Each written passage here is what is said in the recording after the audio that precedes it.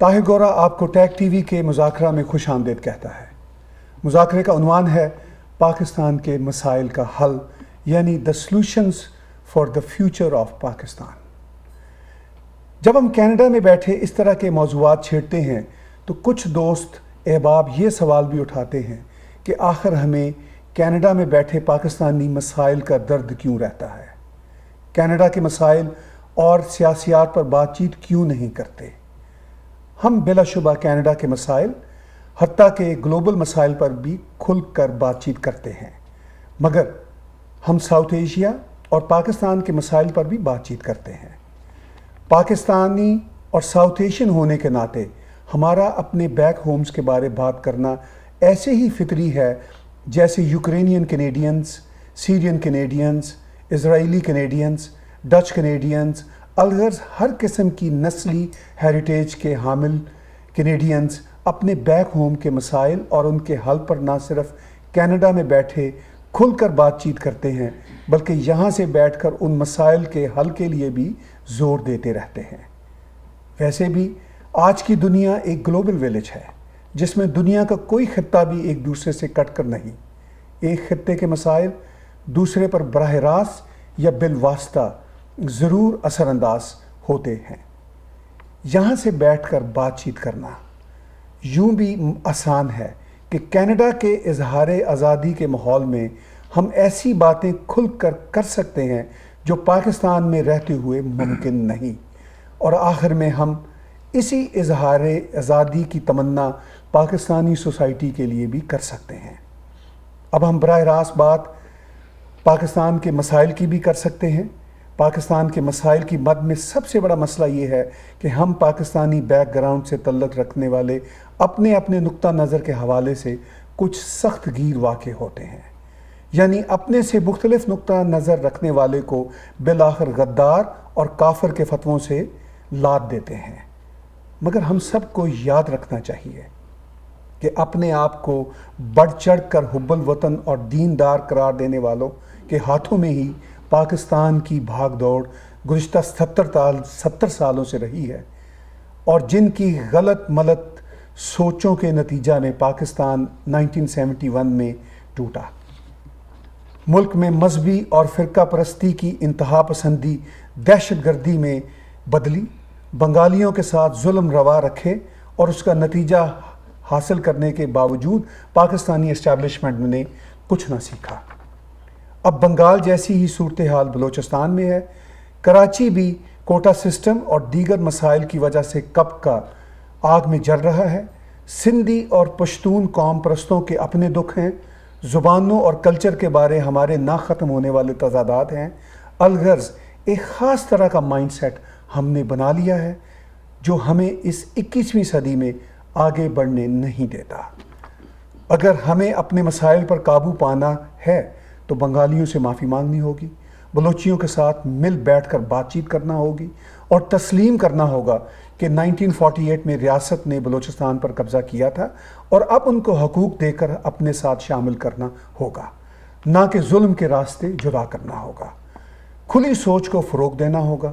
کھلی سوچ کو فروغ نہ دینے والی اسٹیبلشمنٹ نے پاکستان کو 1971 میں توڑا تھا اور پاکستان کو اس بھیانک انجام تک پہنچایا ہے۔ ہم میں سے کسی نے پاکستان کو گزن نہیں پہنچائی۔ ہم چاہتے ہیں کہ ہم اپنے ہمسایہ ملکوں کے ساتھ اچھا تعلق قائم کر سکیں۔ کشمیر میں ہمارے ملیٹنٹس گروپس کی کاروائیاں فوری ختم ہونی چاہیے۔ افغانستان کے اندرونی معاملات میں دخل اندازی کا ہمیں کوئی حق نہیں۔ الغرض اس طرح کے حل کے ارد گرد ہمارا آج کا مذاکرہ آگے بڑھے گا۔ ویلکم بیک ناظرین، بات چیت سن رہے ہیں آپ اس مذاکرہ میں، اور میرے ساتھ پینلسٹ موجود ہیں دونوں طرف۔ میں ان سب کا مختصر سا تعارف بھی کراتا ہوں۔ پینلسٹ بھی ہیں، پارٹیسپینٹس بھی ہیں۔ تو میرے ساتھ اس طرف پینلسٹ بیٹھے ہوئے ہیں جناب آصف جاوید صاحب، جو کالمنسٹ ہیں، ہیومن رائٹس ایکٹیوسٹ ہیں، اور اس کے ساتھ ساتھ آپ کراچی میں جو کوٹا سسٹم ہے اس سلسلے میں اس کو چیلنج کرتے رہے، جب پاکستان میں بھی تھے، یہاں پر بھی ہیں، یہاں پر بھی آپ جو ایک ایکسٹریمزم ہے اس کو چیلنج کرتے ہیں۔ آصف جاوید صاحب بہت شکریہ تشریف آوری کا۔ And I am joined with Sara Bukhari, She is a host at TAG TV as well. Sara Bukhari ہماری ایک بہت ایکٹیو جرنلسٹ ہیں, ریسرچر ہیں. She does her research work in English as well as in Urdu. She is fluent in both languages, and she also has a good grip on the issues what we are talking today.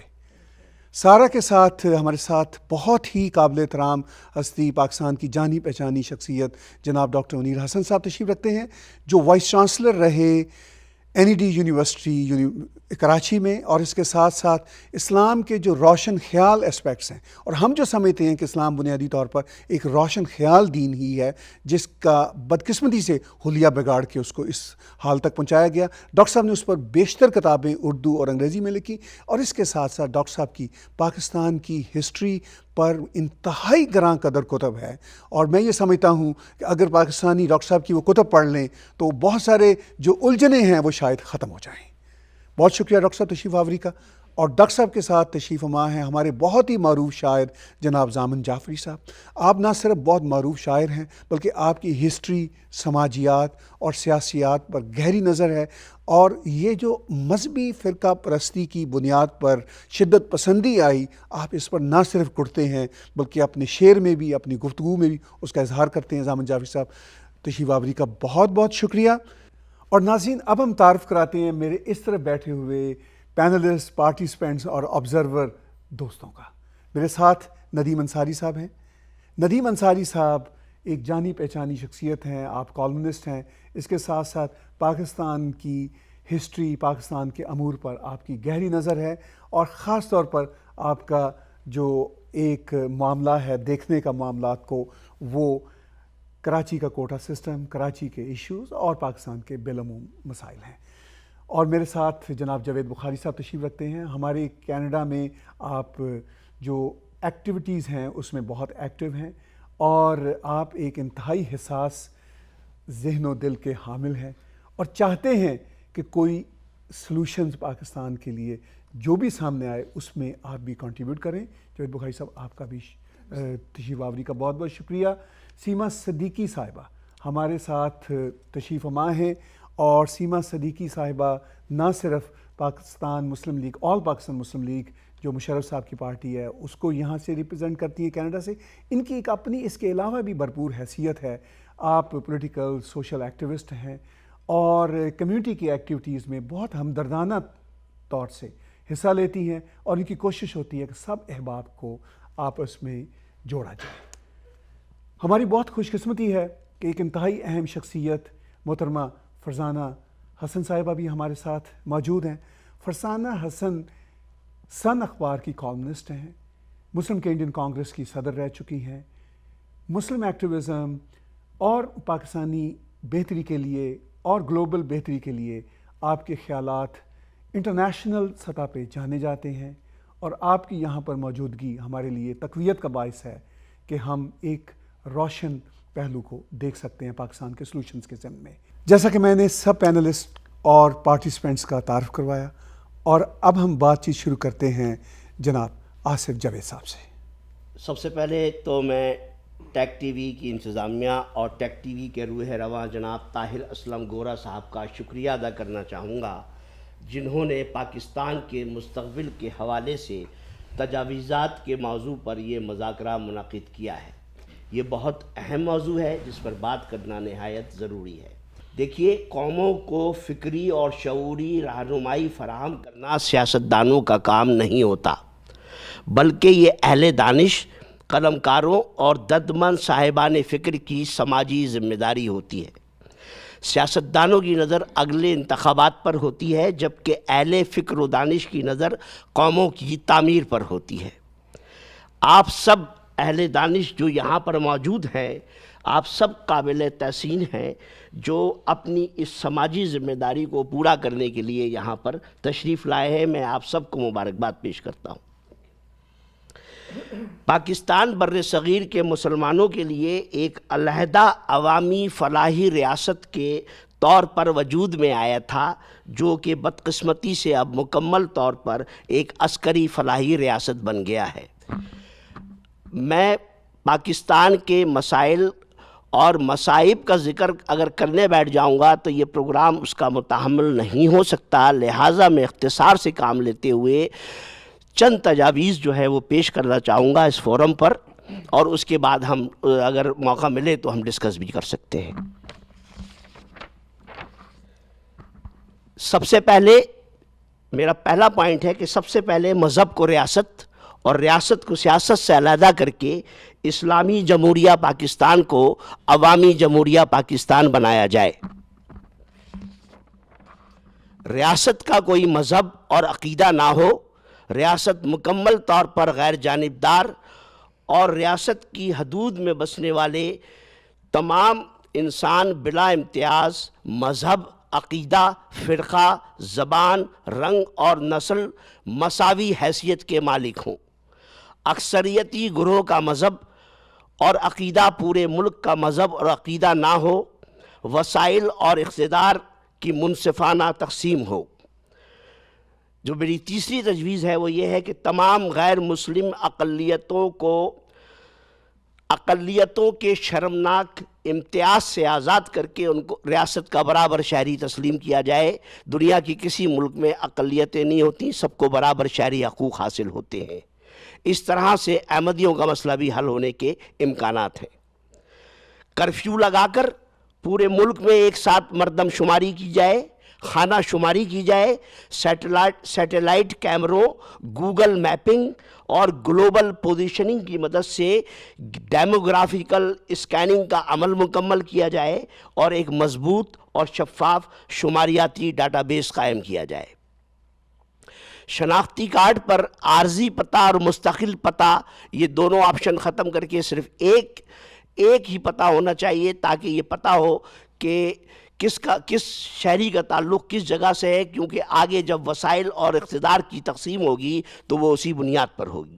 باقاعدہ مردم شماری، Google map اور سائنسی، جغرافیائی اور شماریاتی اعداد کے data بیس کی مدد سے آبادی اور رقبے کے منطقی تناسب کو بنیاد بنا کر 30 سے 35 کی تعداد میں ایسے انتظامی یونٹ تشکیل دیے جائیں جو صوبوں کا درجہ حاصل رکھتے ہوں، مگر خیال رہے کہ کوئی بھی صوبہ لسانی بنیاد پر نہ بنایا جائے، کہ لسانیت اور قومیت کی بنیاد پر جو اس وقت 4 صوبے قائم ہیں ان کو ختم کر دیا جائے۔ جو میرا 8واں پوائنٹ ہے وہ یہ ہے کہ قومی وسائل کی مقدار اور مالیت کا تعین کر کے ایک آزادانہ اتھارٹی تشکیل دی جائے جو ملک کے تمام صوبوں میں قومی وسائل کو منصفانہ طریقے سے تقسیم کرے۔ میری نویں تجویز ہے کہ اختیارات اور وسائل کو مرکز کی جانب سے مقامی سطح پر عوام تک منتقلی کے لیے ضروری ہے کہ حق بالغ رائے دہی، یعنی ایک آدمی اور ایک ووٹ کی بنیاد پر غیر سیاسی اور غیر جماعتی انتخابات کروا کر بنیادی جمہوریت، بیسک ڈیموکریسیز اور مقامی بلدیاتی شہری حکومتوں کا قیام عمل میں لایا جائے۔ میری نویں تجویز ہے کہ افواج پاکستان جو کہ اقتدار اور طاقت کا سرچشمہ ہے، وہ ایک قومی فوج نہیں ہے، بلکہ وہ ایک صوبائی فوج، ایک بڑے صوبے کی فوج کی نمائندگی کرتی ہے۔ افواج پاکستان میں صرف ایک بڑے صوبے کی اجارہ داری کو ختم کر کے پورے ملک کے عوام کو ہر سطح پر یکساں نمائندگی جائے، جنرل، افسران اور جوانوں کی تعداد میں مناسب پروپورشن کا خیال رکھا جائے۔ فوج اور خفیہ ایجنسیوں کو ہمیشہ کے لیے آئینی اور قانونی ضابطۂ کار کا پابند کر کے سول حکومت کے احکامات اور پالیسیوں کا تابع کیا جائے۔ سرداروں، جاگیرداروں کی پرائیویٹ عدالتوں اور نجی قید خانوں، پنچایتی عدالتوں، جرگہ سسٹم، پاکستان پینل کوڈ کے تحت قائم سول کورٹس اور شرعی اسلامی عدالتیں، یہ دیکھیے کتنے سارے عدالتی نظام ایک ساتھ کام کر رہے ہیں، ان سب کو ختم کر کے ایک یونیفارم جسٹس سسٹم قائم کیا جائے۔ پورے ملک میں طبقاتی فرق کو ختم کرنے کے لیے یکساں نظام تعلیم، یکساں نظام صحت قائم کیا جائے اور پورے ملک میں یکساں شہری سہولتوں کے قیام کو ممکن بنایا جائے۔ کچی آبادیوں کے قیام کی حوصلہ شکنی کرنے کے لیے پورے ملک میں اربن اور رورل ٹاؤن پلاننگ کے تحت बुनियादी सहूलतों से आरास्ता नई बस्तियां कायम की जाएं ताकि तबकाती फ़र्क को ख़त्म करने में आसानी हो। तजावीज़ और भी दी जा सकती हैं, लेकिन वक्त की कमी के पेश नज़र मैं यहीं पर इख्तिसार करूँगा। बहुत शुक्रिया। नाज़रीन, अभी अभी आपने बातचीत सुनी आसिफ जावेद साहब की। मुझे बहुत खुशी है कि आसिफ जावेद साहब की इस पूरी बातचीत में सॉल्यूशंस ही सॉल्यूशंस हैं, यानी हल ही हल पेश किए गए हैं। इन्होंने मसाइल की बात नहीं की, वो मसाइल जो हैं वो इनके जो प्रपोज सॉल्यूशंस हैं उनमें खुद ही झलक रहे हैं। अगर वो मसाइल ना हो तो ये सॉल्यूशंस ना हो। बहुत शुक्रिया आसिफ जावेद साहब, आपने बहुत अच्छी बातचीत की। अब मैं दरख्वास्त करता हूँ सारा बुखारी से। Thank you very much Tahir गोरा साहब, आपने मुझे ये मौका दिया कि मैं टैग टीवी पर एक पैनलिस्ट के तौर पे आऊँ, और thank you so much for organizing this very highly intellectual debate on the solutions of Pakistan. मैं कुछ थोड़ा सा डिफरेंट एक साइड लूँगी कि सबसे पहले तो पाकिस्तान मेरी माँ की तरह है. It's my Motherland. I was born in Pakistan in Lahore and I was visiting Pakistan. और एक माँ के लिए जिसे कहते हैं कि सिर्फ अच्छी ही बात सुनने का दिल चाहता है. बेशक थोड़े से प्रॉब्लम्स हैं पाकिस्तान के साथ और बहुत ज़्यादा लगते हैं हमें प्रॉब्लम्स पाकिस्तान के साथ, लेकिन एक माँ की इज़्ज़त और एक माँ के साथ जो मोहब्बत है, मैं उसका मैसेज देना चाहूँगी. My message for Pakistan is based on love, peace and prosperity. However, we are facing huge, like a mammoth of problems in Pakistan. And I will be talking about the non-security issues facing Pakistan. Usually I talk about security issues facing this country, but recently when I visited, I saw prosperity and I saw happiness around. However, there's a huge class system in Pakistan. There is elite and then there is the lower middle classes. And what I saw was that the difference and the gap between these two classes is increasing. According to an analysis conducted by the government of Pakistan, it shows that poverty has increased roughly from 30% to 40% during the past decade. Consider that if 40% of a country's population is earning their life below the poverty line, in which the people are deprived of basic necessities of life as clothing, shelter, food, education, and medication, such families and their children will be forced to think of their survival only. Illiteracy, again, is a huge problem in Pakistan. And so many things come out of illiteracy, which are bombarding Pakistan these days. Literacy is defined as persons aged 15 or above who can read and write. According to this definition, Pakistan officially reported to have 50% literacy rate, which means half of its population is illiterate. With such family backgrounds, inflation, poverty, and child labor, this rate is expected to increase in future.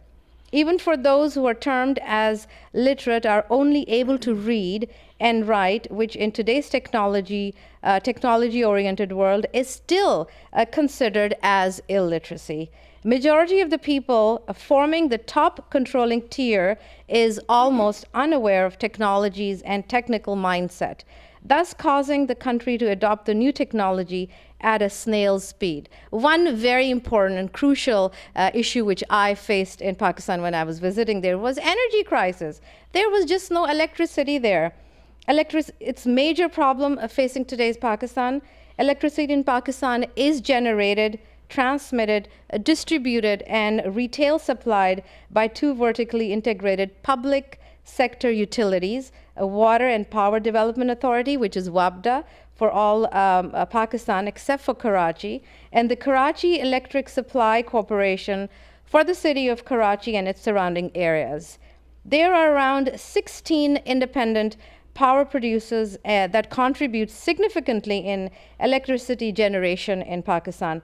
For years, the matter of balancing Pakistan's supply against the demand for electricity has remained a largely unresolved matter.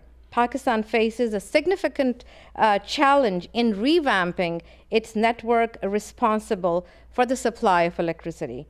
Contrary to the Pakistani government and expatriate claims, Pakistan suffers from a massive electricity shortage. electricity generation in Pakistan has shrunk by 50% in recent years due to an over-reliance on hydroelectric power power. So in 2008, availability of power in Pakistan falls short of the population's needs by 15%. It was hit by its worst power crisis in 2007 after the assassination of Benazir Bhutto and the following riots. Production fell by 6,000 megawatts and massive blackouts followed suit, so on and so forth. So we are at this talk, we are focusing on what are the solutions to Pakistan's poverty, illiteracy, unemployment, and energy crisis. We are, I believe, all very blessed in Canada. We are the diasporic communities of Pakistan living in Canada. And at this forum, I would like to suggest that Pakistani diasporic communities in North America, particularly in Canada, should create a diasporic fund for Pakistan. Why not we gather ourselves and send in funds for the illiterate students, for students who want to become doctors and lawyers and whatnot, and help the illiteracy crisis in Pakistan. And that would help pave poverty, and maybe that would help pave energy crisis. I'm not a specialist in energy crisis, but I am at the intersection of how can we all revive our love for the country, because we love our motherland, we love Pakistan. The message is for peace and love and prosperity. We as a Pakistani diasporic community living in Canada do have a responsibility and onus to do take care of our communities back home. Thank you very much, and Pakistan Zindabad. Well said, Sara Bukhari. आपकी जो बातें हैं वो एक बिल्कुल हमें अहम perspective देती हैं in terms of energy crisis, in terms of solutions. और नाज़रीन, जैसा कि आपने सारा बुखारी की बातचीत में solutions भी कुछ सुने, और उसमें से important ये है कि how Canadian Pakistanis could help back home. तो हमारे आज के मुज़ाकरे का मकसद भी यही है कि हम इस मुज़ाकरे के रास्ते आपको ये बताने की कोशिश करें कि क्या क्या मसाइल हैं और उनका सलूशन किस किस तरह से हो सकता है.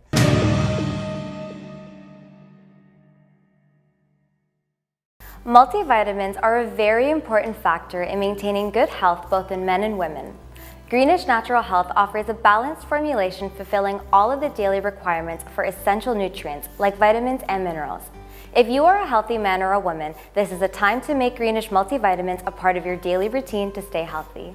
Greenish multivitamin and supplements are certified vegetarian, halal, and kosher. They are also gluten-free, dairy-free, soy-free, and non-GMO. Ask for Greenish products at your nearest pharmacy.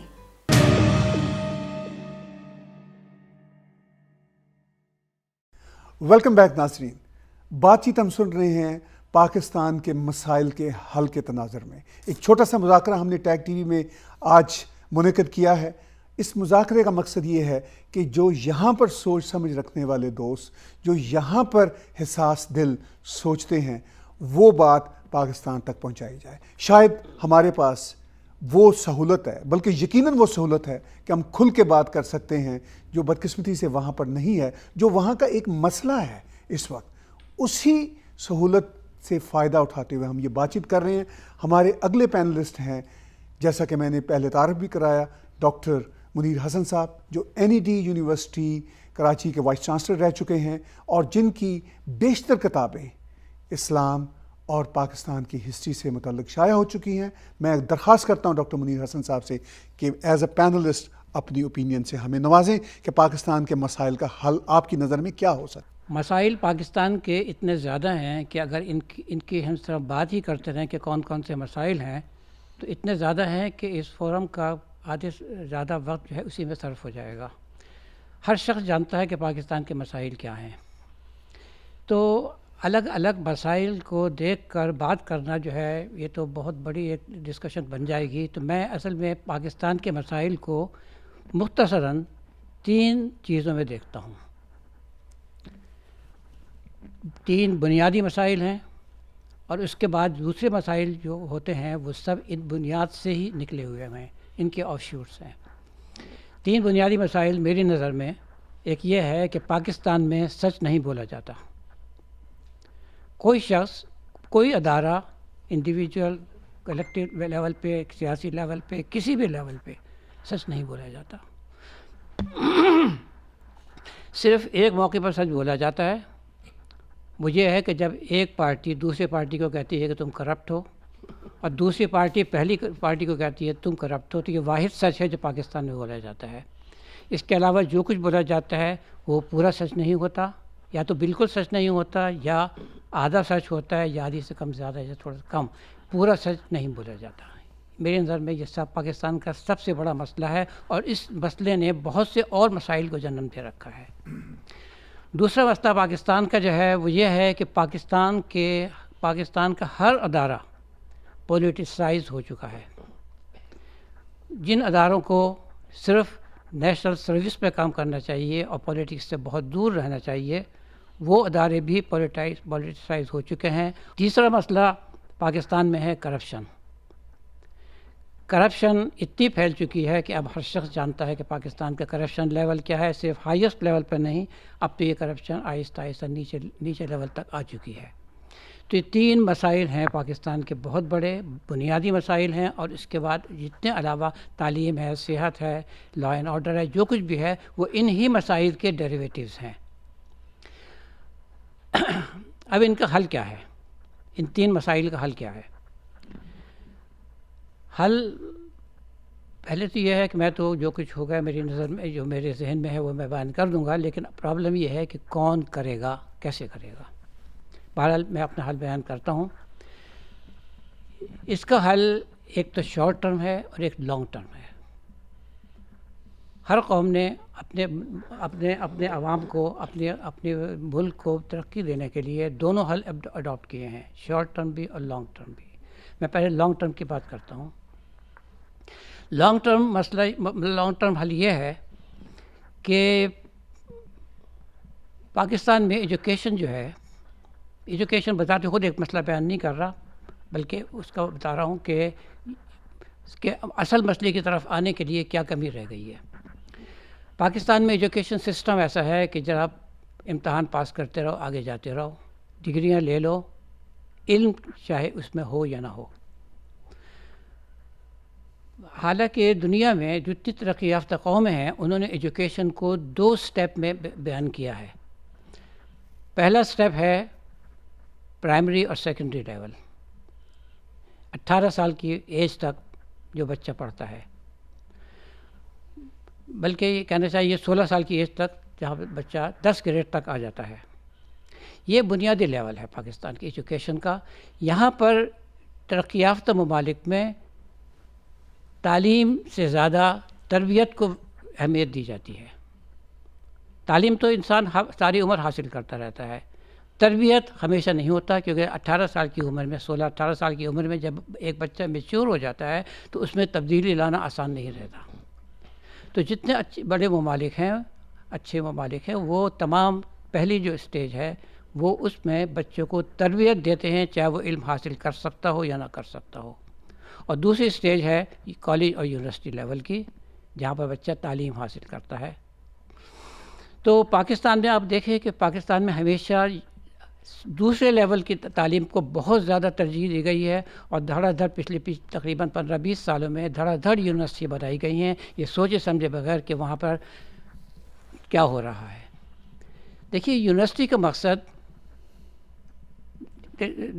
2 اداروں میں فرق ہے، ایک کالج اور ایک یونیورسٹی، ان دونوں میں بہت بڑا فرق ہے۔ تعلیم دینے کے لیے کالجز بہت کافی ہیں، علم کا ٹرانسفر ہے ٹیچر سے اسٹوڈنٹس کی طرف، لیکن یونیورسٹی کا لیول بہت مختلف ہے۔ یونیورسٹی کا پرائمری کام تعلیم دینا نہیں ہے، وہاں ریسرچ کرنا ہے۔ اور بظاہر یہ نظر آتا ہے کہ پاکستان میں جتنی یونیورسٹیز ہیں انہوں نے اپنا پرائمری مقصد جو ہے وہ تعلیم کو بنا لیا، اور ریسرچ کی طرف توجہ نہیں دی جاتی۔ تو یہ ڈفرینسیشن ضرور ہونی چاہیے. یہ تو خیر تعلیم کی طرف آ گیا, لیکن میں اب جو اہمیت دینا چاہ رہا ہوں وہ یہ ہے کہ پہلے جو 16 سال یا 18 سال کی عمر تک بچے کو تعلیم سے زیادہ تربیت دینی چاہیے, اور یہ سیکٹر کمپلیٹ غیر اہم اور بالکل نگلیکٹ شدہ ہے. یہ اس پہ کوئی توجہ نہیں دی جاتی. جب اتنے یونیورسٹیاں بن چکی ہیں پاکستان میں, لیکن اسکول لیول پر کوئی توجہ نہیں دی گئی. اب دیکھیں, اگر تربیت بچوں کو اچھی ملے, وہ جھوٹ نہیں بولے گا. آپ نے دیکھا ہوگا کینیڈا میں بھی, امریکہ میں, انگلینڈ میں, دوسرے ممالک میں دیکھا ہوگا کہ بعض دفعہ بچے اپنے والدین کو جھوٹ بولتے دیکھ کے ٹوک دیتے ہیں کہ ابا آپ جھوٹ بول رہے ہیں, آپ صحیح بات نہیں کر رہے. یہ تعلیم کا اثر ہے جو ان کو اسکول میں دی گئی ہے. تو جھوٹ بولنا روک سکتا ہے لانگ ٹرم اسکیم میں کہ بچوں کو تربیت دی جائے کہ جھوٹ نہیں بولنا. بچوں کو صرف تربیت دی جائے کہ کتنا اچھا شہری بن کر رہنا ہے, ان کی توجہ سیاست کی طرف نہیں ہونی چاہیے. تو یہ دوسرا مسئلہ بھی حل ہو جاتا ہے. اور تیسرا مسئلہ کرپشن کا, جب بچے کو یہ تربیت دی جائے کہ وہ ایماندار رہ کے اور سچ بول کے کام کرے تو وہ کرپٹ نہیں بنے گا. تو اس طریقے سے ایک جنریشن کے بعد آپ دیکھیں گے یہ امپرومنٹ آئے گی کہ اب جو بچے جوان ہو کے عملی سطح پر آئیں گے وہ اچھے شہری ہوں گے اور اچھے کام کریں گے. تو یہ ایک سلوشن ہے, لیکن سوال یہ پیدا ہوتا ہے کہ یہ کام کرے گا کون. اس کا میرے پاس کوئی جواب نہیں ہے, لیکن ایک مختصر جواب میں یہ دے سکتا ہوں کہ یہ چیزیں دیکھیے, اس وقت ماحول پاکستان کا یہ ہے کہ پاکستان میں ہر جگہ یہ مسائل موجود ہیں, اور ہر جگہ کرپشن, جھوٹ, بے ایمانی وغیرہ یہ جو ہے ہوئی ہے. ایسے ماحول میں رہتے ہوئے اگر بچوں کو تربیت دیں گے تو بچوں کو تربیت بھی نہیں دے سکتے.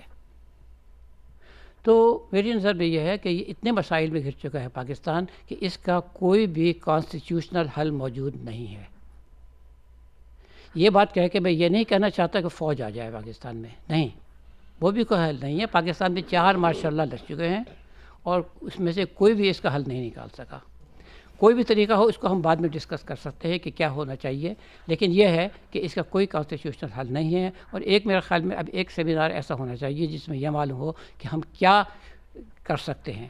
اور دوسرا حل میں نے بتایا تھا کہ لانگ ٹرم کے علاوہ شارٹ ٹرم میں یہ ہے کہ کوئی بھی ایسا حل جو اس کا لانگ ٹرم حل نکالے گا وہی ایک باڈی اس کا شارٹ ٹرم حل بھی نکالے, اور وہ یہ ہے کہ جو بھی آدمی غلط کام کرے اس کو سزا ملنی چاہیے. ناظرین, اس مذاکرہ میں آپ نے ڈاکٹر منیر حسن صاحب کی باتیں سنی. اب تک آپ 3 پینلسٹ دوستوں کو سن چکے ہیں, اور تینوں کو سننے کے بعد آپ کو احساس ہوا ہوگا کہ تینوں پاکستان کے مسائل اور اس کے حل کے لیے ہمہ جہت نظر رکھتے ہیں, اور ان تینوں احباب کی گہری نظر ہے معاملات پر. اور یہی ہمارے آج کے مذاکرہ کا مقصد ہے کہ ہم بہت سارے جو مسائل ہیں ان کی روشنی میں جو ممکنہ حل ہیں وہ آپ کے سامنے پیش کریں. اب یہ کام اہل اقتدار کا ہے, ارباب اختیار کا ہے کہ وہ ان باتوں کو سننا یا اس پر عمل کرنا پسند کرتے ہیں یا نہیں کرتے, مگر ہمارا کام یہ ہے کہ ہم ان تک اپنی آواز پہنچائیں, اور وہ پہنچا رہے ہیں. اسی ضمن میں آج کے اس مذاکرہ کے چوتھے پینلسٹ جناب ضامن جعفری صاحب سے گزارش کروں گا. پہلا نقطہ تو یہ ہے کہ پاکستان میں مذہب کا استعمال بطور ذریعہ معاش سختی سے بند کر دینا چاہیے, خواہ اس کا تعلق کسی بھی طبقے خیال سے ہو. کسی بھی مسجد میں ذمہ داری سنبھالنے کے خواہش مند افراد کی تحقیق کی جائے کہ کہیں ان کا ارادہ مسجد کو اپنا واحد ذریعہ معاش بنانے کا تو نہیں ہے, کیونکہ ایسی صورت میں خدمت اسلام سے ذاتی اور مادی مفاد وابستہ ہو سکتا ہے, جو عموماً پہلی ترجیح کی شکل اختیار کر لیتا ہے. دوسری بات یہ ہے کہ اگر اسلام کو واقعی مکمل ضابطۂ حیات یعنی دین اور دنیا دونوں کے لیے یکساں قابل عمل سمجھا جاتا ہے تو ملک کے ہر گوشے میں پائی جانے والی ہر مسجد اور ہر مذہبی درسگاہ میں صرف وہ لوگ قبول کیے جائیں جو دینی اور دنیاوی دونوں علوم میں سند یافتہ ہوں یا کسی نہ کسی قابل قبول حد تک ان دونوں کا ادراک رکھتے ہوں.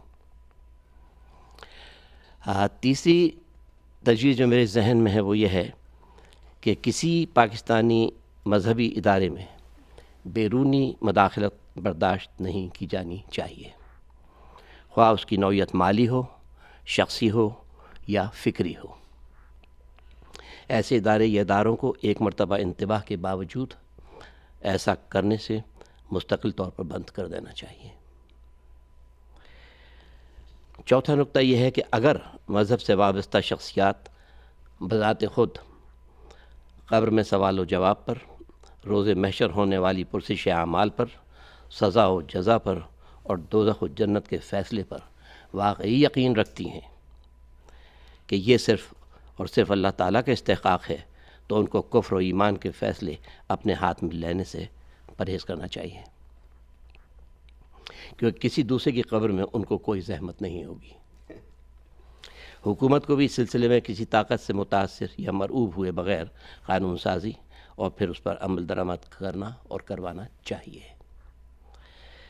پانچواں نقطہ میرے ذہن میں یہ ہے کہ ہمیں یہ مان لینا چاہیے کہ مذہب اور مذہب کے نام سے وابستہ ہو جانے والی شخصیات دو قطعی مختلف چیزیں ہیں۔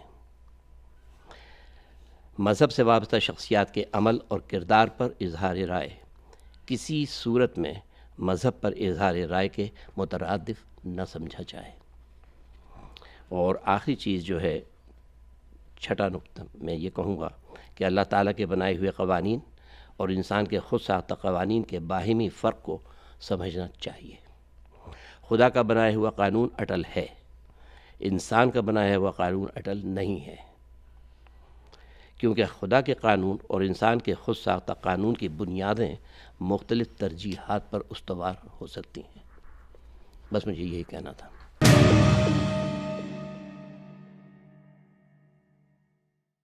Multivitamins are a very important factor in maintaining good health both in men and women. Greenish Natural Health offers a balanced formulation fulfilling all of the daily requirements for essential nutrients like vitamins and minerals. If you are a healthy man or a woman, this is a time to make Greenish multivitamins a part of your daily routine to stay healthy. Greenish multivitamin and supplements are certified vegetarian, halal, and kosher. They are also gluten-free, dairy-free, soy-free, and non-GMO. Ask for Greenish products at your nearest pharmacy.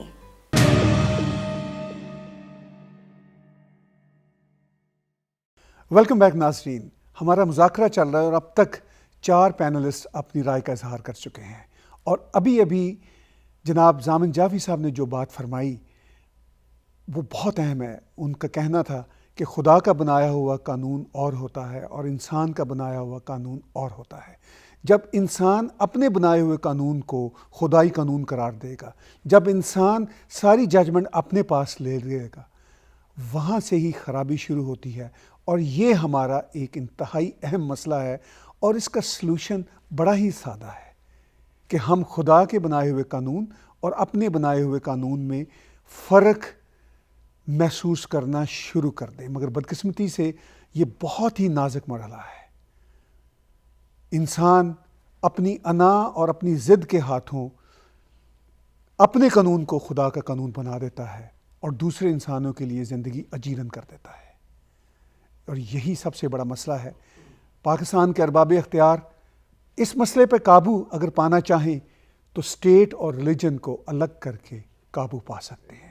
یہی وہ واحد رستہ ہے جس سے state اور religion کا فرق الگ کرنے سے ہم بہت سارے مسائل سے بچ سکتے ہیں، جیسا کہ ہم اپنے پیارے ملک کینیڈا میں دیکھتے ہیں، جہاں فریڈم آف ریلیجن ہر ایک کو ہے، اور یہی ایک مہذب معاشرے کی خوبی ہوتی ہے۔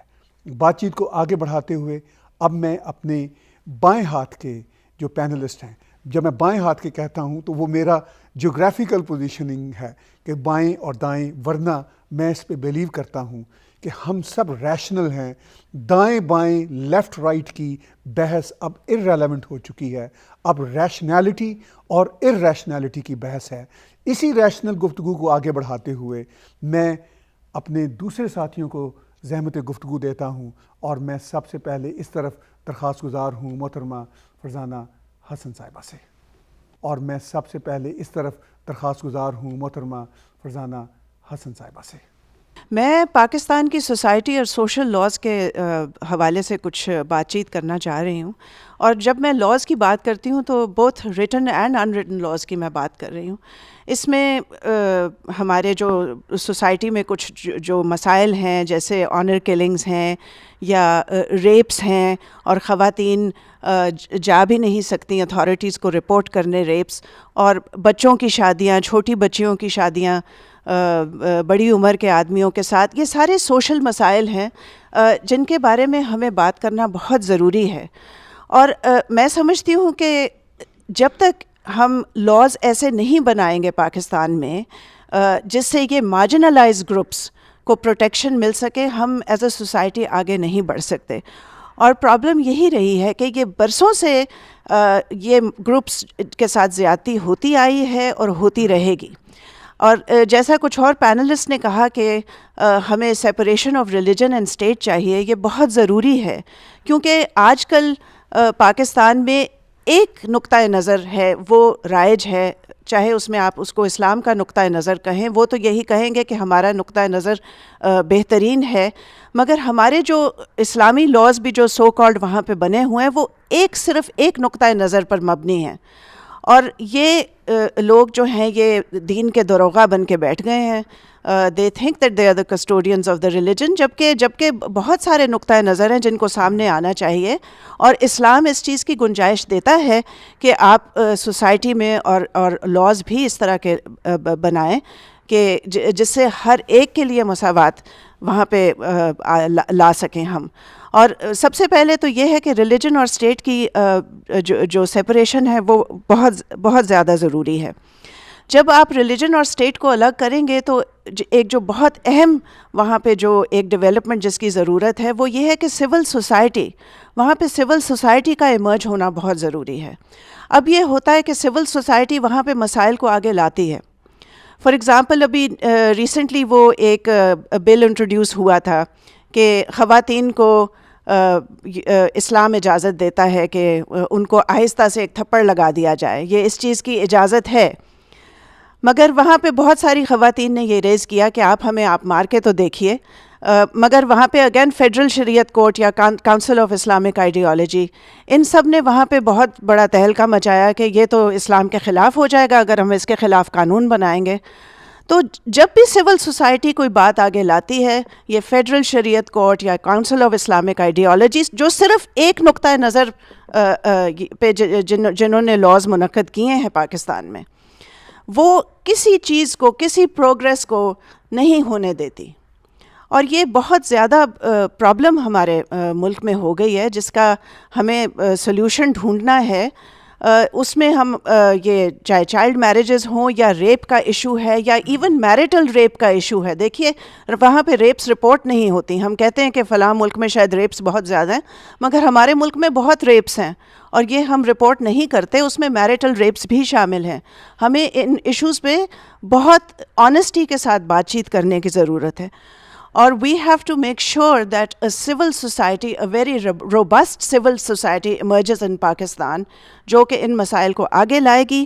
اور اس کا طریقہ یہی ہے کہ ہم تعلیم کو وہاں پہ عام کریں. اور تعلیم کا بھی یہ نہیں ہے کہ صرف آپ ABC بچوں کو پڑھا دیں یا الف ب سکھا دیں یا حساب 2 اور 2 4 کرنا سکھا دیں. یہ بات نہیں ہے. ایک سیوک ایجوکیشن کی ضرورت ہے پاکستان میں. سیوک ایجوکیشن آپ کو یہ بتائے گی کہ شہری کے حقوق کیا ہیں، کہ آپ کو پاکستان میں انٹرنیشنل کمیونٹی کے ساتھ کیسے رہنا ہے، کہ آپ کو ایک گلوبل سٹیزنری کا جو کانسیپٹ ہے وہ کیا ہے. ہمیں سب سے پہلے بچوں کو یہ بتانا ہے کہ ہم ہیومن بینگز ہیں.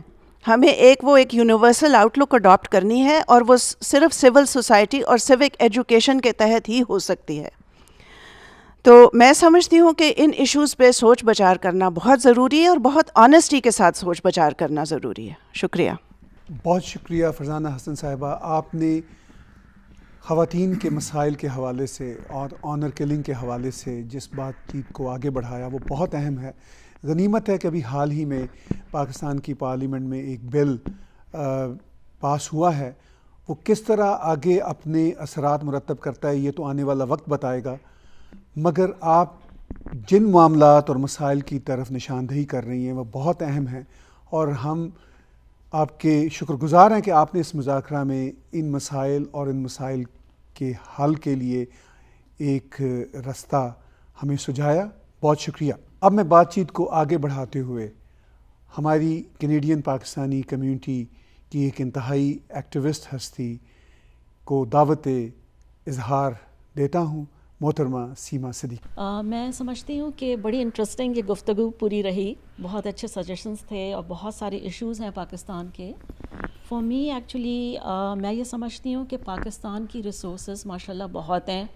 پاکستان میں ہمیشہ جو پرابلم ہوئی ہے وچ از کرپشن, اور جو اس وقت ہائٹ ہو گئی ہے کرپشن کی, which should be addressed. We have a perfect example here Canada کا, جس میں ہم رہتے ہیں, لا اینڈ آرڈر ہے, کرپشن فری ہے کنٹری, ہر جگہ تھوڑا بہت ایشوز ہوتے ہیں.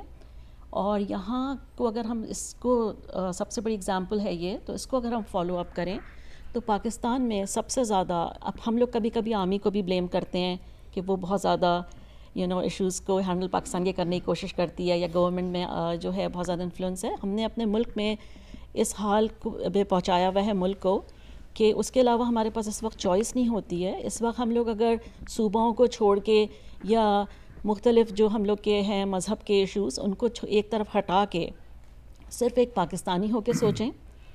اور میں سمجھتی ہوں کہ ایجوکیشن جو ہے وہ ہمارے یہاں ایک بہت بڑا مسئلہ ہے. اور وومن امپاورمنٹ, کیونکہ گھر سے ایجوکیشن شروع ہوتی ہے. اگر عورتیں جو ہیں وہ پراپرلی ایجوکیٹڈ ہوں گی تو وہ بچوں کو بھی اپنے صحیح سوک رسپانسبلٹی, ہر چیز جو ہے یہ بھی گھر سے ایک طرح سے بہت زیادہ افیکٹو ہوتی ہے. اور کینیڈا کی اگزامپل اگر آپ دیکھیں کہ یہاں live and let live, law and order ہے, اور یہی چیز اگر پاکستان میں اب آ جائے تو کوئی مسئلہ نہیں ہے. لیکن جب کرپشن اوپر کے لیول سے ہے, گورنمنٹ لیول سے, تو پھر نیچے والوں کو کون روکے گا. So this is about time that we should start thinking. Pakistan میں پانی کی بھی شارٹیج کا بھی ذکر ہوا, الیکٹریسٹی کا بھی شارٹیج ہے کہ ذکر ہے. یہ سب کوئی مسئلہ پاکستان کے لیے ہو ہی نہیں سکتا اگر کرپشن پہ کنٹرول کر دیا جائے.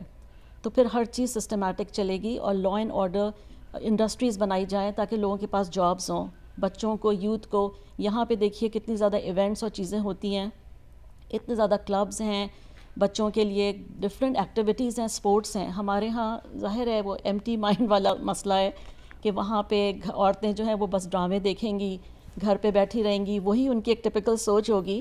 نہ خود آگے بڑھیں گی, نہ دوسروں کو, جو عورتیں آگے بڑھیں گی بھی تو ان کو بھی سمجھیں گی کہ پتہ نہیں they belong to whatever family, یا پتہ نہیں کیا ہے کیا نہیں.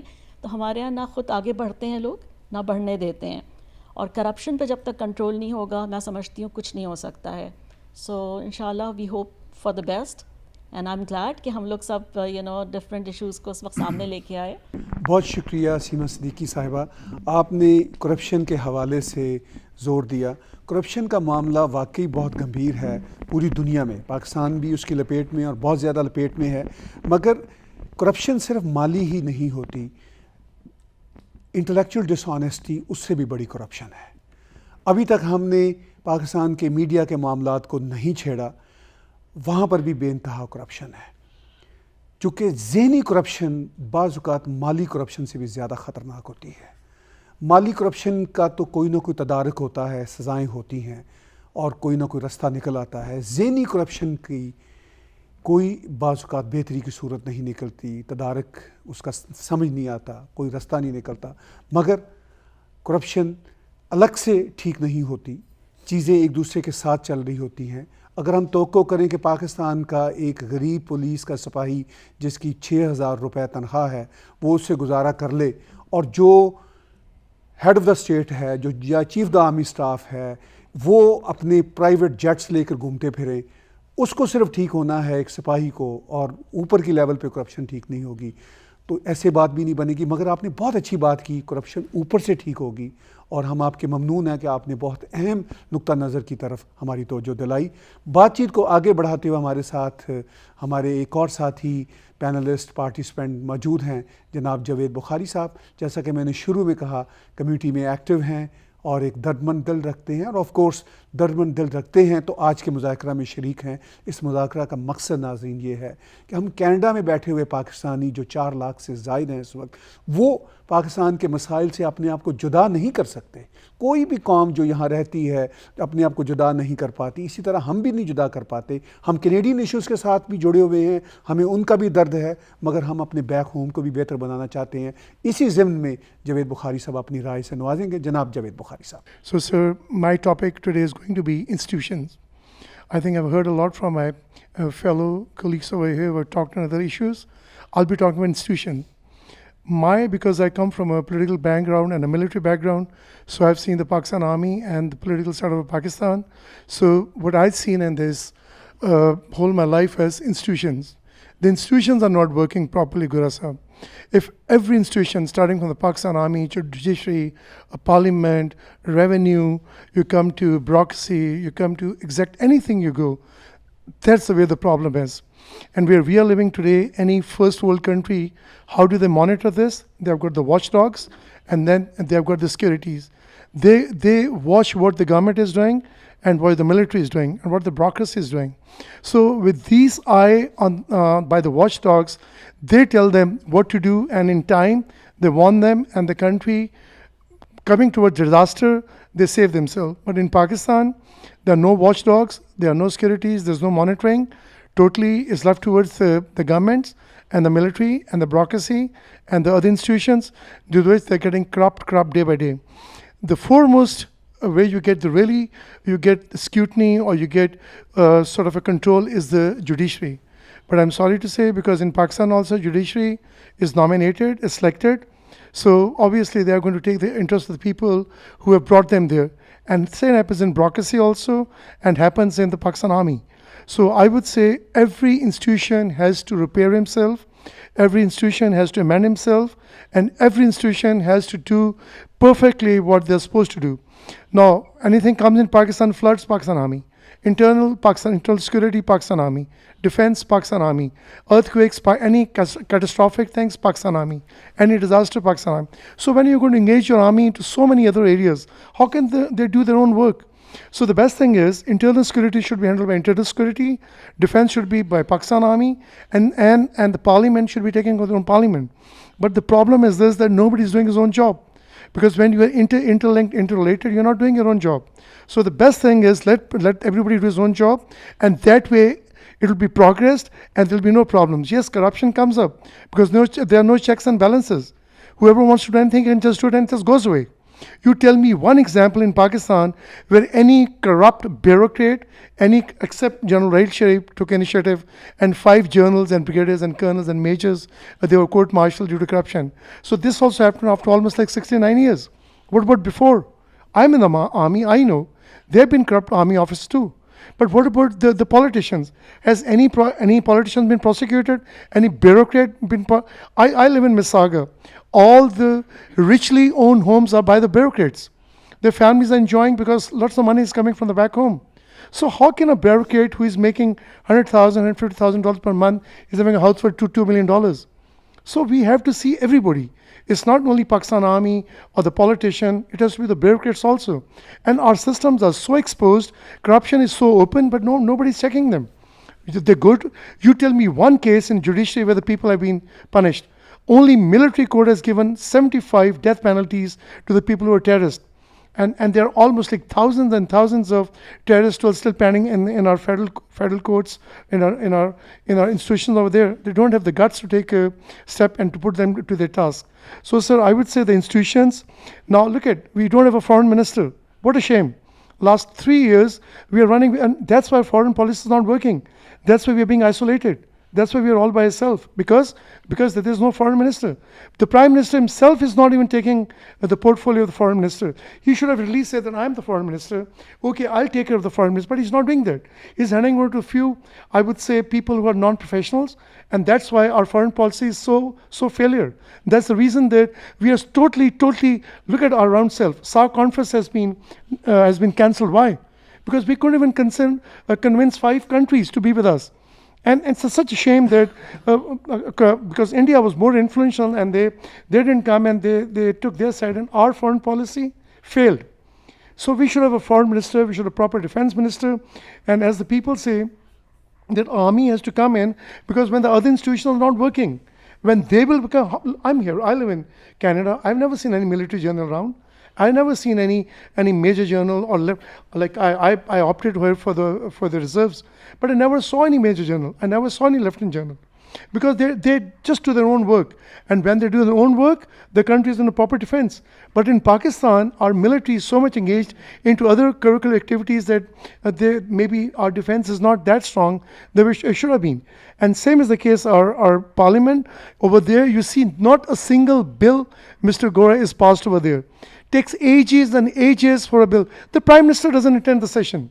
He himself is not there. Can you imagine when the Prime Minister of the country is not in the House, how there's going to be any lawmaking over there? And that's the reason we will linger and linger and linger and linger. And they're just taking the benefit. They're taking all the privileges. But actually what the job is, they're not doing it. Same is the case with police, with customs, with revenue.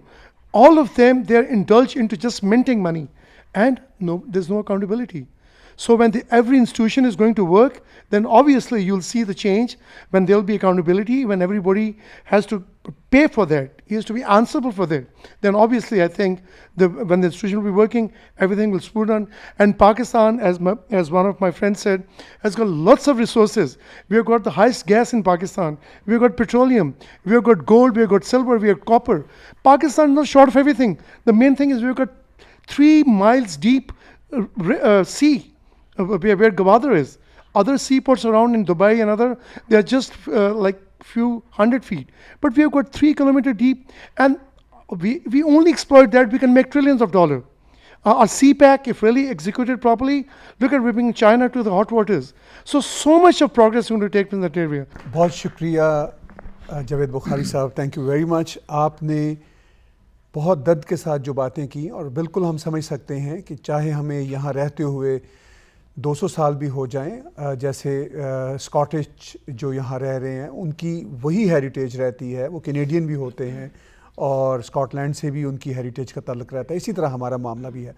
आपने जो बातें की as a moderator और anchor, मैं उनको ज़रूर address करना चाहूँगा. बहुत अहम बातें आपने की, मैं बहुत शुक्रगुजार हूँ कि आपने इंस्टीट्यूशंस को छेड़ा. ये एक बात हकीकत है कि पाकिस्तान में जब भी बात होती है तो कहा जाता है कि आर्मी सबसे बड़ा इंस्टीट्यूशन है. मैं आर्मी की कुछ पॉलिसीज़ को क्रिटिसाइज़ करता रहता हूँ, मगर मैं भी ये मानता हूँ कि आर्मी पाकिस्तान का सबसे बड़ा इंस्टीट्यूशन है. हमारा सिर्फ इख्तलाफ ये होता है कि जितने इंस्टीट्यूशन है, सिर्फ आर्मी से इख्तलाफ नहीं है, ब्यूरोक्रेसी से भी है, इंटेलिजेंस इदारों से भी है, जिसका जो काम है वो करे.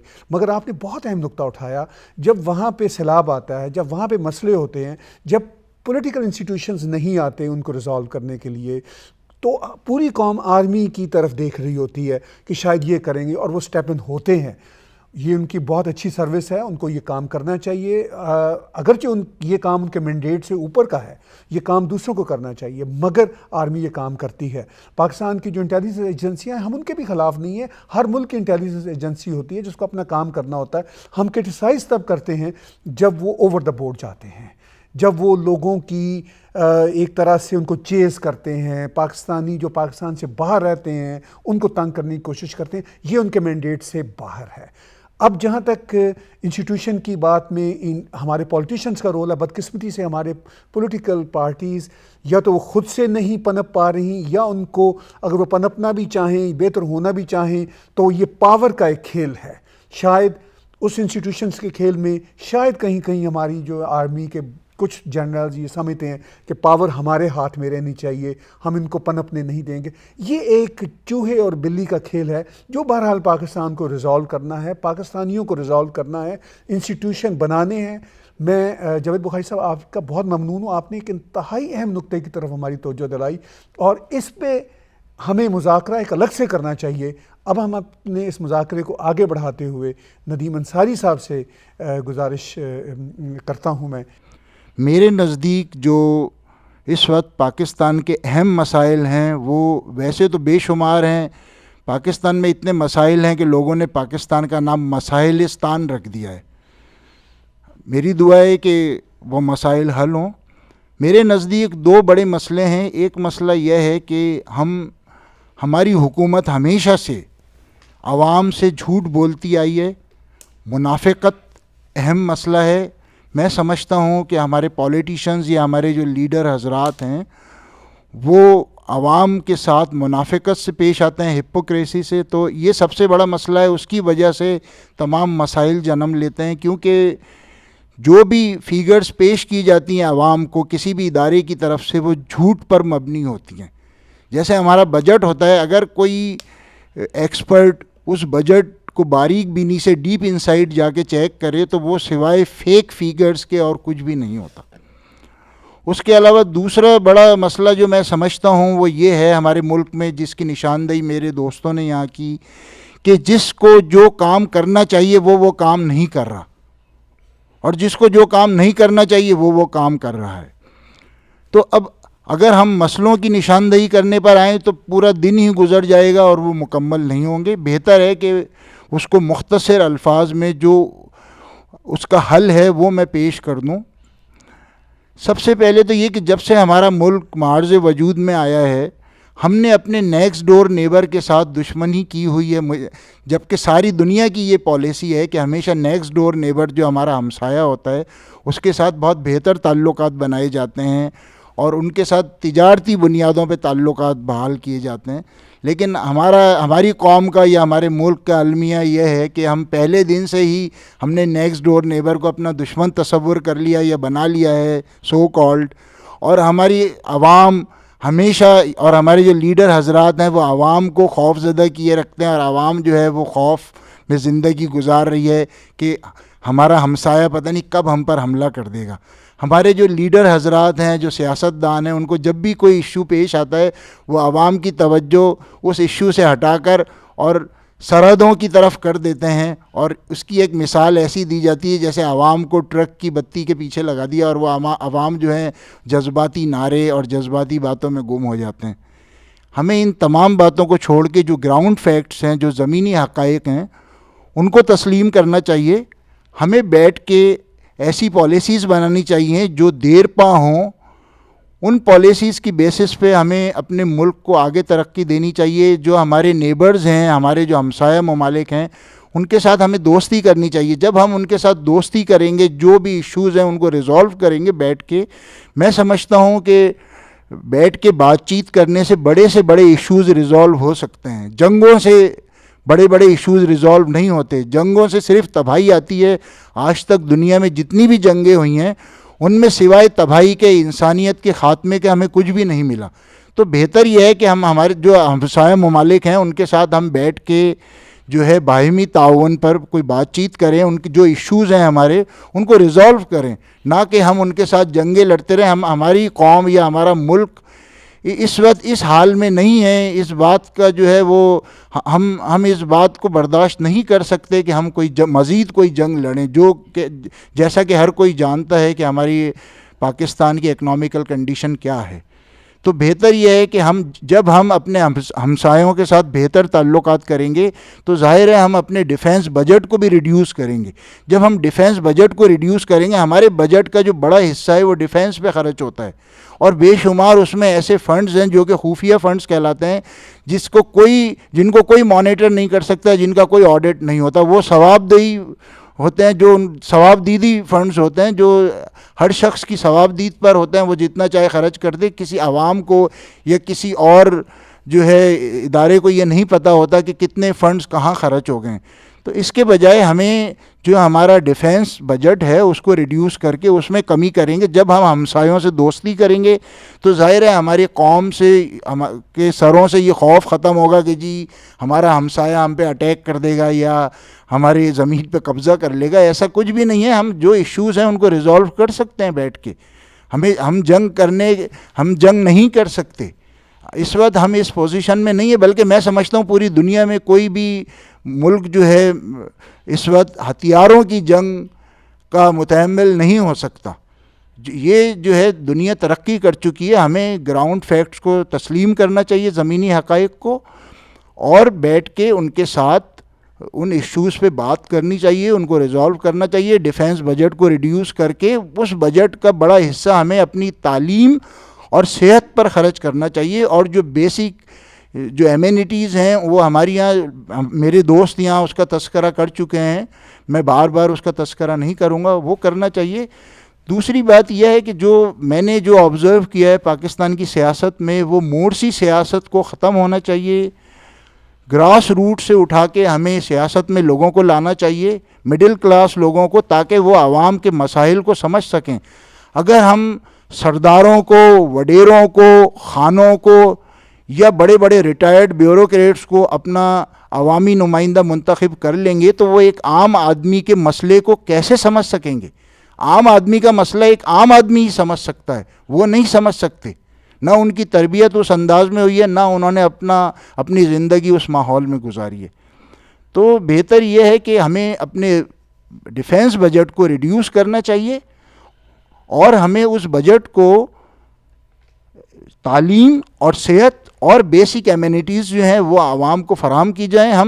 ہمارا اتنا بڑا المیہ ہے ہمارے ملک و قوم کا کہ ہم بڑے بڑے پروجیکٹ اناؤنس کر رہے ہیں کہ جی ہم فلاں، ہم نے موٹر وے بنا دیا، ہم نے جو ہے مختلف جو ہے وہ جو ہے مینز آف کمیونیکیشن کے ہم وہ بنا رہے ہیں، ہم پلاننگ کر رہے ہیں، لیکن ہم عوام کو صاف پانی نہیں دے سکے آج تک۔ بے شمار شہر ایسے ہیں یا دیہات ایسے ہیں پاکستان کے کہ جہاں پہ ایک عام آدمی کو صاف پانی میسر نہیں ہے، جہاں ایک عام آدمی کو اگر صحت کے مسائل ہوتے ہیں تو اس کے لیے کوئی پراپر ان کا علاج کرنے والا نہیں ہے۔ ہمیں پہلے توجہ اس پر دینی چاہیے، اس کے بعد ہم سوچیں۔ دوسری بات یہ ہے کہ میرے دوستوں نے یہاں ذکر کیا ہے پاکستان آرمی کا، تو بات یہ ہے کہ فوج کا کام سرحدوں کی حفاظت کرنا ہے۔ فوج کا کام یہ نہیں ہے کہ آپ اس کو سیاست میں الجھا دیں یا آپ اس کو اپنے مفادات کے لیے استعمال کریں، یا جو ایجنسیز ہیں، جس وقت ایجنسیز بنائی گئی تھیں ان کا ہرگز یہ کوئی مقصد نہیں تھا کہ وہ سیاستدان ان ایجنسیز کو اپنے ذاتی مفادات کے لیے یا اپنی سیٹس بچانے کے لیے استعمال کریں گے۔ وہ ایجنسیز، ان کا جو مقصد تھا ان کو بنانے کا، وہ یہ تھا کہ جو ہمارے ملک کا دفاع ہے اس کے لیے وہ کام کریں گے۔ لیکن ہمارے یہاں وہی بات آ گئی کہ ہر شخص وہ کام کر رہا ہے جو اس کو نہیں کرنا چاہیے۔ اور میں اپنے دوست جو میرے ابھی انہوں نے ذکر کیا ہے کہ جہاں پر بھی ہمیں ضرورت پڑتی ہے ہم پاکستان آرمی کو استعمال کر لیتے ہیں، تو ہمیں اس کا حل یہ ہے کہ ہمیں ہر شعبے میں ریفارمز لانی چاہیے۔ جیسے ہمارا تعلیمی شعبہ ہے، ایک میرے قابل دوست نے یہاں ذکر کیا کہ جو ہماری تعلیمی درسگاہیں ہیں وہ تعلیم تو دے رہی ہیں لیکن تربیت نہیں کر رہی، تو ہم اس میں ریفارمز لے کر آئیں۔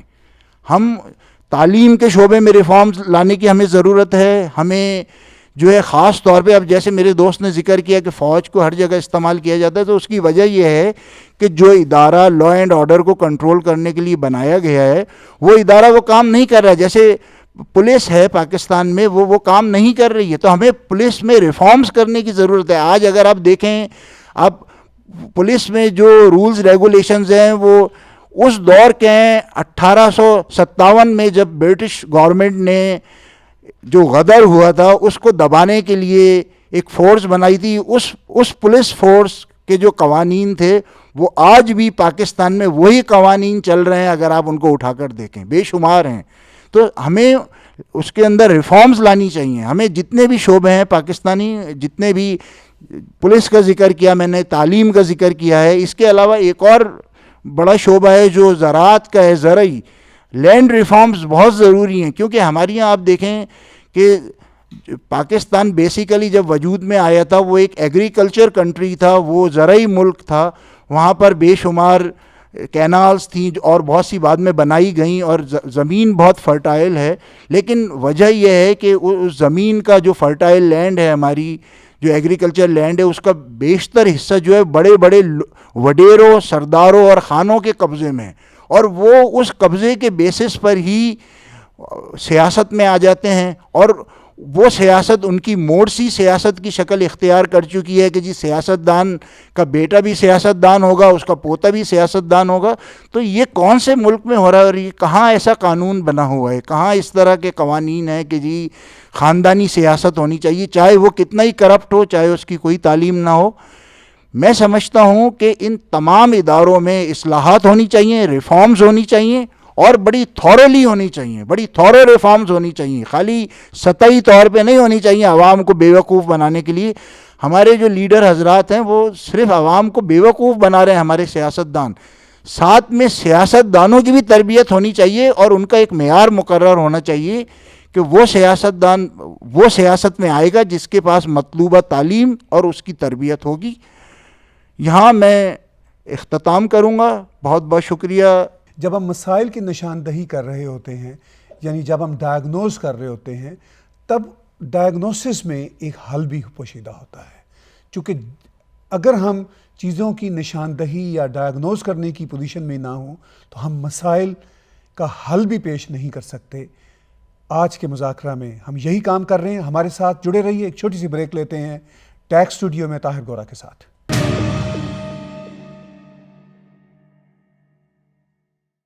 Multivitamins are a very important factor in maintaining good health both in men and women. Greenish Natural Health offers a balanced formulation fulfilling all of the daily requirements for essential nutrients like vitamins and minerals. If you are a healthy man or a woman, this is a time to make Greenish multivitamins a part of your daily routine to stay healthy. Greenish multivitamin and supplements are certified vegetarian, halal, and kosher. They are also gluten-free, dairy-free, soy-free, and non-GMO. Ask for Greenish products at your nearest pharmacy.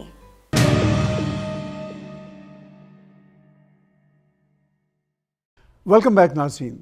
اس مذاکرہ میں ابھی تک ہم نے 8 panellist کی باتیں سنی اور ہمارے ساتھ کچھ پارٹیسپینٹس بھی ہیں. ہم ان کو بھی بطور پینلسٹ ہی لے رہے ہیں اور وہ بھی ہمارے ساتھ شریک گفتگو ہیں.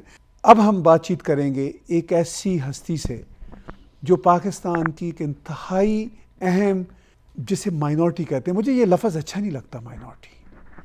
مجھے لگتا ہے کہ سب ایکول ہیں, مگر بدقسمتی سے پاکستان میں یہ لفظ بن چکا ہے. دنیا کے اور ملکوں میں بھی یہ استعمال ہوتا ہے. مجھے یہ لفظ اچھا نہیں لگتا. کوئی مائنورٹی نہیں, کوئی میجورٹی نہیں. We all are equal human beings. We all are equal citizens of any country or this global village. اسی طرح ہمارے ایک کمیونٹی لیڈر میں انہیں کہوں گا جو ہمارے ساتھ موجود ہیں کینیڈا میں. کینیڈا کی سیاست میں بہت اہم ان کا کردار ہے, بہت کی رول ادا کرتے ہیں. کینیڈا کی ایک بہت بڑی پولیٹیکل پارٹی کے جو کی ایڈوائزرز ہیں, جو کی ایکٹیوسٹ ہیں, ان میں سے ایک ہیں. پاکستان کی ایک انتہائی اہم کمیونٹی, پارسی کمیونٹی, اس سے ان کا تعلق ہے. میں خوش آمدید کہتا ہوں اسفند یار وادی والا صاحب کو. آج ہمارے ساتھ تشریف رکھیں. پاکستان کے بہت مسائل ہیں. ان 70 years of its life Pakistan نے بہت کچھ کھویا ہے پانے کے بجائے. اس کے جو قوانین ہے جس میں I would rather bring the 2 black laws of Pakistan, زنا اور بلیشمی لا, جس سے انہوں نے مائنورٹی کو تباہ کر دیا ہے. مائنورٹی پاپولیشن واز اباؤٹ 3% ان پاکستان جب پاکستان وجود میں آیا. آج وہ 1.5% پاپولیشن رہ چکا ہے. دیر از نو ایکویلٹی ان پاکستان. اس کا سولوشن تو بہت آسان ہے, جو 3 الفاظ میں بھی کہا جا سکتا ہے.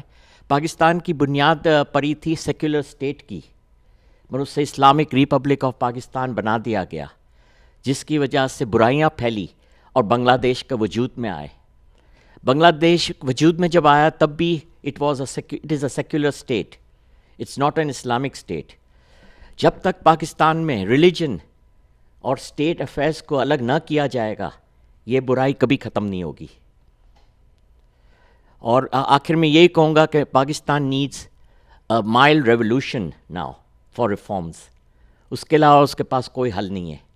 آرمی انسٹیٹیوشن بھی کرپٹ ہو چکی ہے, پولیٹیکل انسٹیٹیوشن بھی کرپٹ ہو چکی ہے, اور آپ کا عوام بھی کرپٹ ہو چکا ہے. تو پھر کہاں جائیں گے آپ؟ Pakistan has become rather a burden on the world now. وہ سروائیو کر رہا ہے صرف on aid. Every month it is surviving on aid practically. اگر آپ اس کے فگرز لے لیں اور اس کو آپ دیکھ لیں تو اٹس اے شاکنگ تھنگ. اور ابھی بھی جو موجودہ رولرز ہیں they are totally ruining Pakistan. In last 70 years, I'm not at all happy. The people like us, why we are here, leaving our motherland, leaving all the luxuries in the world in Pakistan, but we are leading a simple life as Canadians. That's why I openly state, I am first a Canadian and then the rest. Thank you. आपने एक अहम community leader होने के नाते अपना concern भी बताए, अपनी ओपिनियन भी दी, और हम इसकी रिस्पेक्ट करते हैं. आपके कंसर्न्स में ही सॉल्यूशन छुपा हुआ है.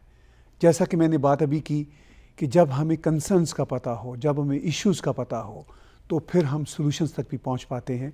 इसी बातचीत को आगे लेके जाते हुए हमारे साथ पार्टिसिपेंट हैं मोहतरमा आसिया जाफरी साहिबा. तो मैं एक चीज़ कहना चाहती हूँ, वो ये है कि पाकिस्तान में लॉ एंड ऑर्डर का इम्प्लीमेंटेशन बिल्कुल ही नहीं है.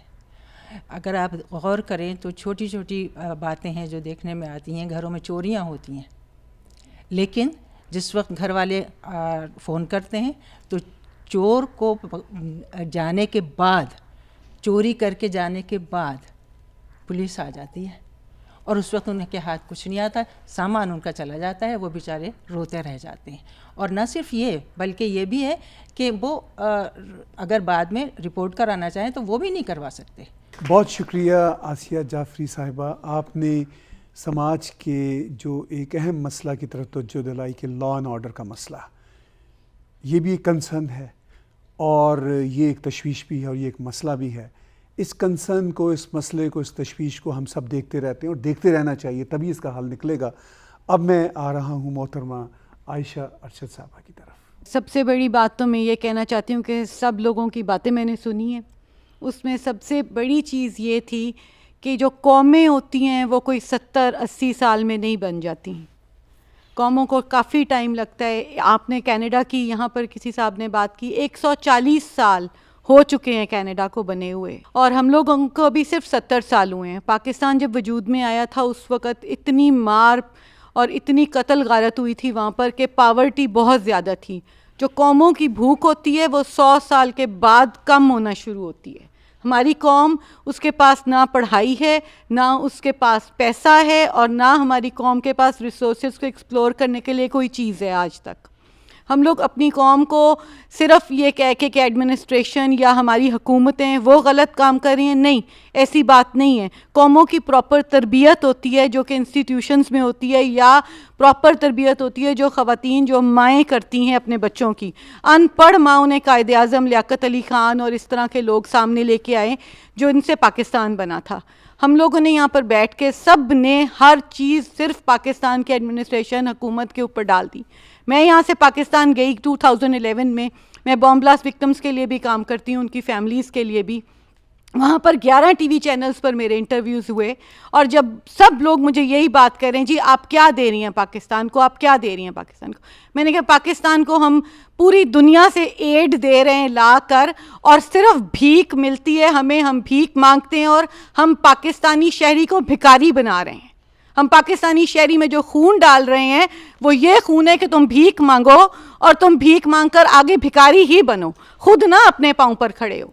मैंने कहा जो प्रोजेक्ट मैं लेकर आ रही हूँ पाकिस्तान में, वो हम मेहनत करके पैसे वहाँ से लेके आ रहे हैं और उन लोगों को दे रहे हैं, और ये कह रहे हैं कि तुम हमारे बहन भाई हो, जो हालात तुम्हारे साथ यहाँ पर पैदा किए गए हैं वो हमारे साथ भी हो सकते हैं. उस बॉम्ब में हम भी, हमारी भी टांग कट सकती है, हमारा भाई भी, हमारे वालिद भी, हर इंसान मर सकता है, और हमारे बच्चे भी इसी तरह यतीम हो सकते हैं. अब यहाँ पर बात आती है कि अगर ख़वातीन के हकूक़, बिल्कुल ठीक कह रहे हैं सब लोग, लेकिन राना लियाकत अली ख़ान मेरा ख्याल है सबसे पहली पाकिस्तानी खातून थी जो UN में गई थी. बेनज़ीर भुट्टो जिसकी बात कर रहे हैं वो भी पाकिस्तान की पहली प्राइम मिनिस्टर थी. यहाँ हिलरी क्लिंटन, आज तक अमेरिका में कोई भी प्रेसिडेंट नहीं आया, कोई खातून नहीं आई, लेकिन पाकिस्तान को प्रिविलेज हासिल है कि इस तरह की ख़वातीन पाकिस्तान से ही निकली हैं. पाकिस्तान के अवाम जिनकी आप बात कर रहे हैं, मुझसे वो पूछ रहे हैं कि जी एनर्जी क्राइसिस है. मैंने कहा भाई मैं जहाज़ से उतरी हूँ जब से, मैंने हर ऑफिस में कोई 20-20 लाइटें ऑन देखी हैं. मुझे नहीं समझ आ रहा आप एनर्जी क्राइसिस कह रहे हैं. एक बंदे ने मुझे VVIP वॉशरूम की चाबी दी कि आप यहाँ पर जाएं बीबी. मैं वहाँ गई, अंदर पानी टॉयलेट में पता नहीं कब से वो चल रहा था क्योंकि वो ख़राब था. हम पानी की बात करें ना, पानी ख़त्म हो गया, कतरा कतरा मिलकर दरिया बनता है. इसी तरह हम कतरा कतरा ज़ाया करके अपने पाकिस्तान के रिसोर्सेज को ज़ाया कर रहे हैं. इससे ज़्यादा मैं कुछ भी नहीं कहना चाहती कि हर इंसान को अपने आप को डेवलप करना चाहिए. हर बच्चे को ये शऊर देना चाहिए कि उसकी ज़िम्मेदारी क्या है, उसके बाद ही पाकिस्तान जो है वो सही डगर पर चल सकेगा. Thank you so much. बहुत शुक्रिया आयशा अरशद साहिबा. नाज़रीन, आपने पहले 8 पैनलिस्ट की बातचीत सुनी, अब हमारे पार्टिसिपेंट्स भी बहुत एक्टिवली उसमें हिस्सा ले रहे हैं। और अब आखिर में मैं गुजारिश करता हूँ नामी ग्रामी एंकर हलीमा सादिया से कि वो अपने ख्यालात से हमें नवाजें। बहुत शुक्रिया। मैंने सबकी बातें बहुत गौर से सुनी और मुझे सबसे अच्छी बात ये लगी कि लोग सोचते हैं। पहला कदम सोचने की तरफ होता है और फिर चीज़ें किसी डायमेंशन में जाके तय होती हैं कि वो ठीक हो सकती हैं या नहीं। पाकिस्तान का मसला आज का नहीं है, इसका मसला उस वक्त से है जब ये बना था। हम आज तक ये बात डिसाइड नहीं कर सके कि हमारी कल्चरल डायमेंशन क्या है। जब हम ये बात जान लेंगे कि हमारी डायमेंशंस क्या हैं तो हम सिस्टम की तरफ कोशिश करेंगे। सिस्टम 2 साल तक नहीं आया जब पाकिस्तान बन गया, तब भी उसकी वजह ये है कि हम ये डिसाइड ही नहीं कर सके कि हम चाहते क्या हैं। क्या हम कौम के तौर पे खड़ा होना चाहते हैं या हम इंडिविजुअल्स के तौर पे ही रहना चाहते हैं। अगर हम 21वीं सदी में जागना चाहते हैं और अपने इर्द गिर्द की मिसालों से 70 साल के बाद कुछ हासिल करना चाहते हैं, मैं ये नहीं कहती कि हमारे पास एब्सोल्यूट आंसर है बहुत सी चीज़ों का। दुनिया में कौमें 1 दर्जे की, 2 दर्जे की, 3 दर्जे की हमेशा से हैं और रहेंगी, लेकिन वो कौमें सरवाइव करती हैं अच्छे तरीके से जो कौमें ये बात सीख लेती हैं और जान लेती हैं कि वो किस जगह पे रह के क्या कर सकती हैं और क्या उनके कॉन्टेक्स्ट में पॉसिबल है। 21वीं सदी के अंदर आने के लिए हमारे पास तमाम टूल्स पाकिस्तान में मौजूद हैं। मेरी मुराद इस वक्त टेक्नोलॉजी से है। जो वहाँ पे मैं जाती हूँ तो एक मुलाजिम से लेके आला दर्जे का अफसर तक जानता है कि सेल फ़ोन कैसे ऑपरेट होता है, वाईफाई कैसे चलता है, दुनिया को कैसे देखा जा सकता है। अगर ऐसा मुमकिन है तो थॉट प्रोसेस चेंज क्यों नहीं हो सकता। थॉट प्रोसेस कल्चर से बदलता है और कल्चर किस चीज़ से बनता है, वो वैल्यूज़ जो हम जानते हुए और अनजाने तरीके से अपने माशरे में मानना शुरू कर देते हैं। पहली रवायत मानने की है और उसके बाद उसको उसमें राइज करने की है, उससे तब्दीली आती है। 21वीं सदी में ये तमाम कौमें जो अपने आप को सुपर पावर के तौर पर लेकर आई हैं, उन्होंने कुछ रिसर्चेस की हैं इंसानों के ऊपर और कुछ नताइज अखज़ किए हैं। उन नताइज को या तो हम फिर से उस ज़माने से शुरू करना चाहते हैं जहां हम जी रहे हैं, या अब हम ये सोच के तय करना चाहते हैं कि ठीक है, कुछ बातें जो साबित हैं उनको ले करके और कुछ बातें जो ठीक करने की ज़रूरत है उनको करके हम सस्टेनेबिलिटी पे चले जाएं। मसाइल ख़त्म नहीं होते, किसी कौम के मसाइल ख़त्म नहीं होते। कनाडा के बहुत से मसाइल हैं एज अ नेशन जो हम फेस कर रहे हैं, फ़र्क सिर्फ थॉट प्रोसेस का है। हम उन चीज़ों को एक्नॉलेज करते हैं जो गलत हैं, उसके साथ साथ हम मानते हैं कि हर इंडिविजुअल जो सोच समझ रखता है वो रिस्पॉन्सिबल है इक्वली हर चीज़ में। और उसके साथ साथ ये बात जानने की ज़रूरत है कि इंफ्रास्ट्रक्चर और सिस्टम जो सोच विचार और दानिश के साथ ऑनेस्टली तैयार किए जाते हैं, ये बात जहन में रख के कि लॉन्ग टर्म और शॉर्ट टर्म हमें कहाँ जाना है। जिन कौमों की सिमतें दुरुस्त होती हैं वो कहीं ना कहीं पहुँच जाते हैं। शुक्रिया। बहुत शुक्रिया हलीमा, आपने कौम की समतों की बात की, आपने थॉट प्रोसेस की बात की, और हमें अपनी समत का भी तयन करना है, यानी उसको बेहतर बनाना है, और हमने अपना थॉट प्रोसेस भी रैशनलाइज करना है। इन्हीं अल्फाज के साथ मैं अपने पैनलिस्ट, पार्टिसिपेंट्स और व्यूअर्स आप सबका शुक्रगुजार हूँ कि आपने कनाडा से पाकिस्तान के मसाइल के हल के सिलसिला में इस पहले प्रोग्राम को सुना और देखा, और उम्मीद करते हैं कि आप इसी तरह हमारे साथ जुड़े रहेंगे। आज का प्रोग्राम देखने का बहुत बहुत शुक्रिया टैग टीवी स्टूडियो से। Number 1 multicultural channel. This is Tag TV.